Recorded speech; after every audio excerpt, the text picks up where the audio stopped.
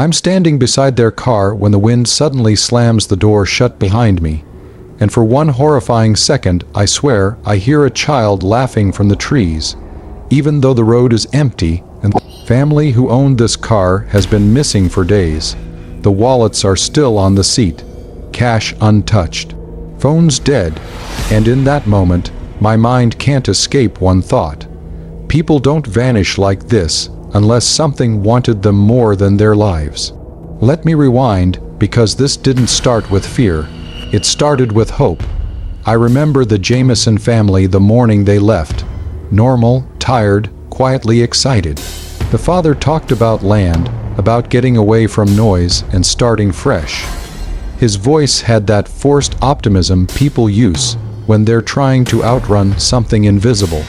The mother barely spoke, her eyes darting around like she felt watched even in her own driveway. And their little girl, she smiled too much, too wide, like she was happy but also scared to blink. I noticed it then, but I told myself I was imagining things. They said it would be a short trip, just a drive. They waved. The car pulled away, and that was the last time anyone saw them alive. When they didn't come back that night, I wasn't worried. When they didn't answer calls the next morning, my stomach tightened. By the second night, the silence had weight. It pressed down on everything. I drove the same route they had taken, every mile feeling colder than the last, until I saw their car pulled off the road like it had simply given up. No damage, no blood, no struggle, just abandoned. Inside were their wallets, IDs still tucked neatly inside.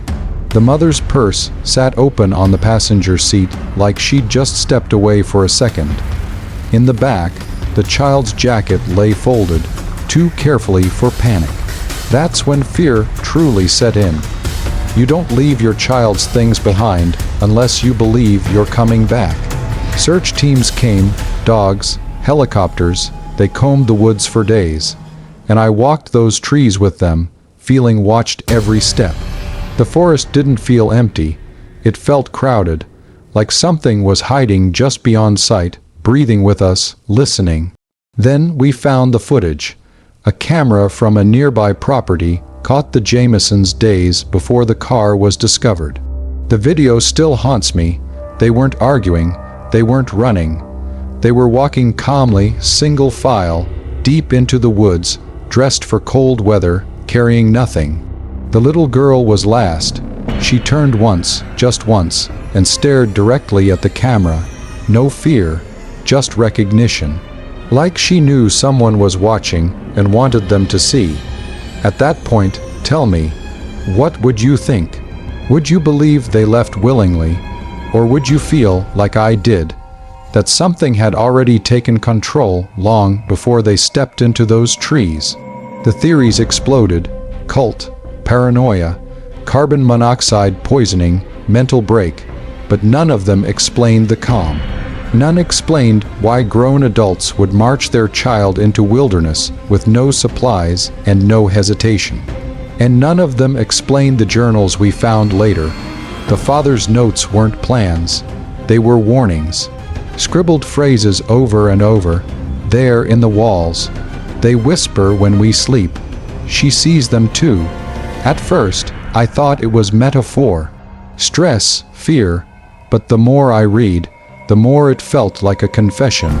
Not of guilt, but of being hunted. The mother's notes were worse. Drawings, shapes that didn't look human. Tall figures with long arms and hollow faces.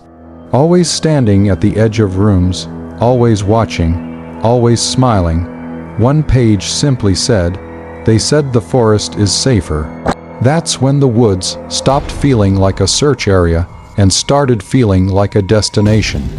Days turned into weeks, then months. Hope faded, until one morning a call came in. Remains found, not far from where the car was abandoned.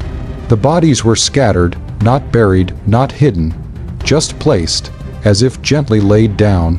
No signs of violence, no clear cause of death, and the strangest detail of all, no defensive wounds, not on any of them, Not even the child.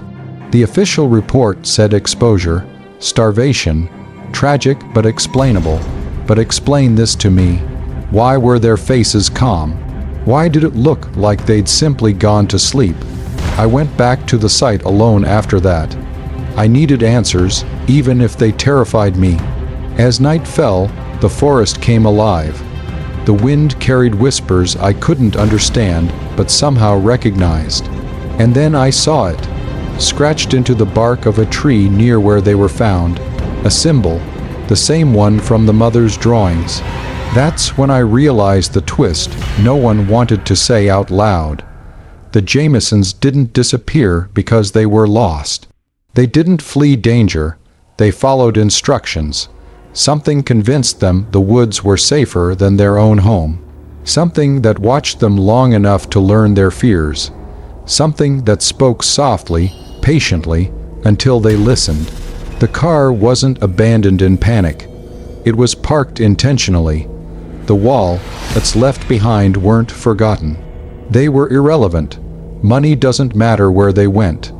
And sometimes when I drive past that road at night, I see figures standing just beyond the tree line, tall and still, facing the highway.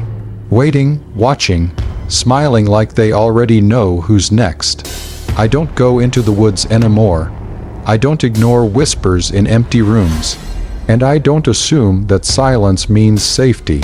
Because if a family can walk calmly into nothingness and never return, then maybe the scariest thing isn't that they vanished, it's that they went exactly where they were told. If this story chilled you, let me know what you think really happened to the Jamison family in the comments. Was it paranoia or something darker?